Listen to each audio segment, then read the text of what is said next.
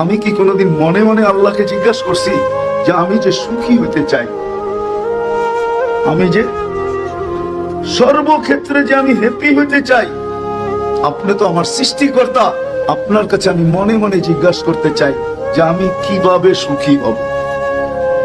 বুঝাইতে মনে পারি না। কেউ কি কোনোদিন প্রশ্ন করছি? উচিত ছিল কি ছিল না? এটা কে বানাইছে?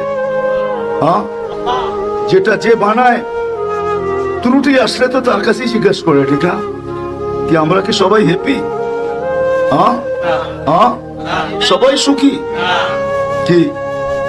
সর্বক্ষেত্রে সুখী? হ্যাঁ, কোন ক্ষেত্রেই তো আমরা সুখী না।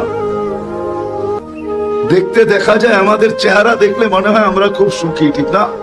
হ্যাঁ, অগ্নিগিরি তো আর বাহির থেকে দেখা যায় না, ভিতর থেকেই দেখা যায়।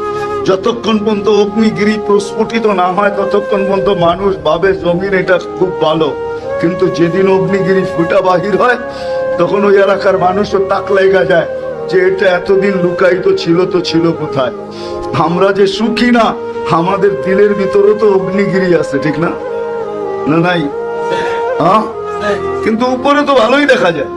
তা আপনারা স্বীকার গেলেন যে আমরা কেউ হ্যাপি না, কেউ সুখী না। যখন সুখী না, আমরা তো জিজ্ঞাসা করলাম না মনের থেকে, মন দিয়া, মনে মনে যে আল্লাহ আমি সুখী হতে চাই। কি করে সুখী হতে পারে? বলে কোন যুবক বলক যে আমি আল্লাহকে জিজ্ঞাসা করছি মনে মনে। সুস্পষ্টের দরকার নেই, মনে মনে। আল্লাহ তো মনেরটাও জানেন না, জানেন না? না জানেন না? যদি না জানেন তাহলে কোরআন কেন বলবে ইয়ালামু খাইনাতাল আয়ুনি ওয়া মা তুখফিস সুদূর? তুমি মনে মনে কি করো, কি বলো, কি গাও, সব আমি জানি। আবার প্রমাণও দিছেন, প্রমাণও আছে। সাহাবী রাসূল যুবক আয়েশা বাপের বিরুদ্ধে অভিযোগ করতেছে, আল্লাহর রাসূল বাপকে ডাইকা পাঠাইছেন।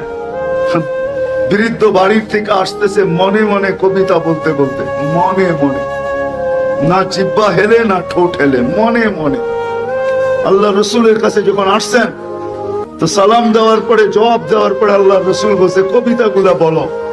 তো বৃদ্ধ হাক্কা বাক্কা খায়া বলতেছে মান আখবারাকা ওমান আম্বা আকা। আপনি জানলেন কি করে? তো ঠোঁটো হেলে নাই, জিহ্বাও নড়ে নাই, তো মনে মনে গাইতেছিলাম। তো আল্লাহ রসুল বলছে নাব্বা আনিয়াল আলিমুল খাবির, আল্লাহ জানায় দিয়েছে। আমরা যদি মনে মনে প্রশ্ন করতাম, দুনিয়া জানতো আর না জানতো, আমি আল্লাহ তো জানতেন।